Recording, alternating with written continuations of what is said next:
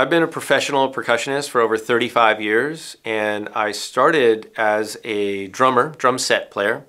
I got into hand percussion in college in the early 1980s, and then in the early 90s I was on the road playing with Yanni, and I started to do some clinics, and I became the primary clinician for Toca percussion around 1994-95.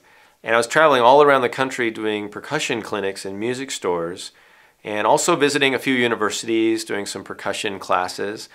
And we found that if we could get percussion instruments into people's hands, they would have a lot more fun with them. Of course, I was doing demonstrations, more of a workshop, so I'd demonstrate how to play for people. But then we decided, well, let's give people some instruments, have them play along with me, and I created this format called the Jam Shop. So it was half demonstration, half jam session. And through the Jam Shop process, I gained a lot of my facilitation skills to the point where after 3 or 4 years of that, I was starting to be asked to facilitate drum circles. And that was around the same time, 94, 95, 96, that actually the term drum circle facilitator was coined. That was about 1994. And drum circles became more and more of a common phenomenon to the point where now almost everyone calls everything a drum circle.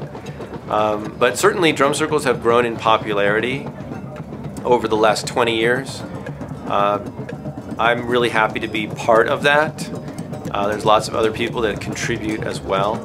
I think the way to gain an understanding of it, of a drum circle, is to, one, participate in drum circles.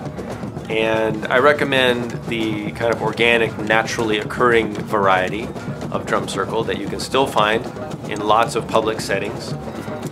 Go hang out, go participate, so you get a feel for what it is, you understand why people go there, what they want to get out of it, what works and what may not work so well for you as a participant.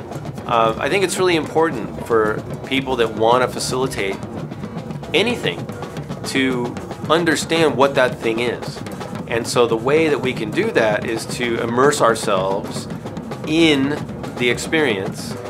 So in the case of drum circles, you'd want to participate in many different kinds of drum circles, but especially the sort of organic variety that are the original drum circles happening at parks, at beaches and festivals, etc.